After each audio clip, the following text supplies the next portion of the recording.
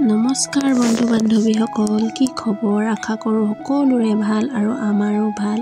আজি বহু দিনৰ মূৰত আকৌ এটা ভিডিঅ' লৈ আপোনালোকৰ মাজলৈ আহিছোঁ আৰু আজি আমি আহিছোঁ সাপেখাতিত মেডাম মেফি চাবৰ কাৰণে আৰু লগতে আমি এটা কামতো আহিছোঁ আৰু আমি ৰাতিপুৱা সোনকালেই পালোহি। সোনকালে পাই আমি চাহ তাহ খালোঁ। চাহ খাই মেলি আমি নিজৰ কামবিলাক কৰি অলপমান ফুৰিলোঁ আৰু আজি আমি ইয়াত আহিছোঁ পাকঘৰৰ কামত।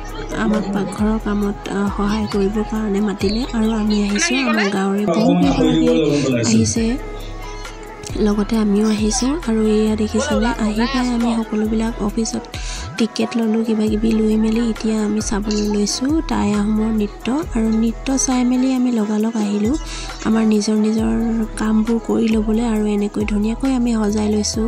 টেবুল চকীবিলাক আমি ঠিক কৰি ল'লোঁ, যিহেতু আৰু অলপ সময় পাছতে মানুহবিলাকক খোৱাৰ যোগাৰ দিয়া হ'ব। আৰু এয়া হৈছে পাকঘৰ।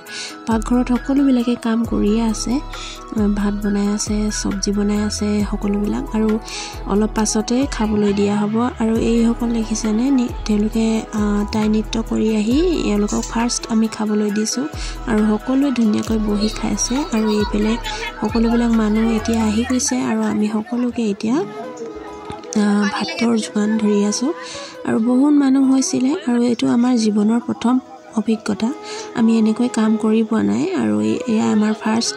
আৰু সেইকাৰণে যিকেইগৰাকী বাইদেৱে আমাক এই সুযোগটো দিলে সেইকেইগৰাকী বাইদেউলৈ আমি বহুত ধন্যবাদ আৰু আমাক এই সুযোগটো দিয়াৰ বাবে। কাম কৰি বহুত ভাল লাগিলে আৰু সকলোকেইগৰাকী বাইদেউ বহুত মৰম লগা, মানে ভাল আৰু ভালকৈ কথা বতৰা পাতে, সকলো বুজাই দিয়ে নজনা কামটো।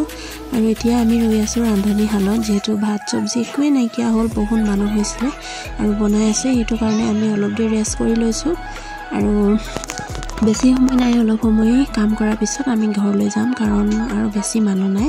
অলপ দেৰি পাছতে আমাৰ ডিউটি ছুটি হ'ব।